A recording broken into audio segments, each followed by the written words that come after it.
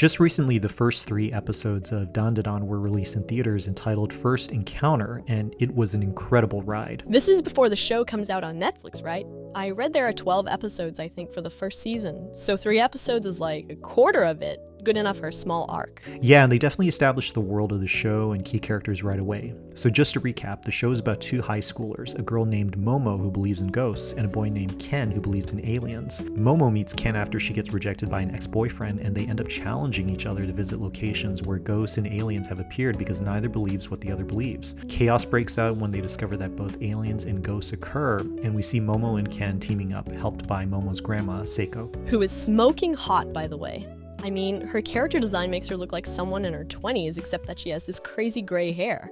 I was thinking that she is going to be a favorite with the cosplayers after the show comes out. I guess we'll find out at Anime Expo next year, but the show is expertly animated by Science Saru, and there are a lot of dynamic visuals from really forced perspective and just how the action is staged with shapes moving in and across the screen. I really liked how Momo and Ken teamed up to defeat the aliens when they captured her. This is also the first reveal of Ken being cursed and how he uses his new powers, so the animators have a lot of fun with timing and rhythm and making the characters move in really interesting ways that fill the screen and give us unique eye paths. What do you mean by eye paths? Is that an animation thing? Yeah, that's when you can intentionally trace a clear path across the screen and in its dimensional space of how objects are moving from one point to the next. When thinking about animating action, this gives us a structure to organize the visuals and movements so our eyes follow a clear path of action, even if things are super fast. Huh, okay, I get it.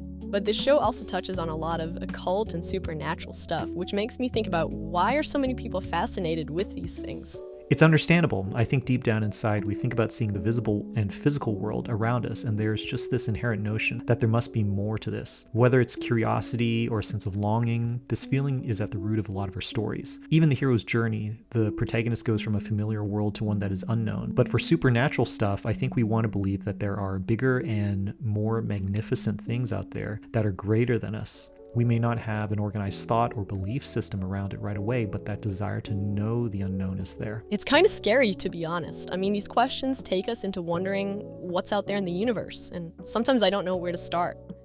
I know I want to believe something because I want my life to also have meaning too. Honestly, that's a great place to start. I think with the show Dandadan, I don't know if it'll go into those kind of questions because we only saw the first 3 episodes in the First Encounter movie. But you see Momo and Ken and how they want to believe in something bigger than themselves. They're high school kids and their lives are pretty structured and boxed in when you're at that age. So I can see how they want to find out more about the world around them. I mean, it really creates a sense of adventure and gives them purpose when they find out aliens and ghosts are real. I love that for them. And the show is part romantic comedy too, so I can see how Momo and Ken will develop feelings for each other.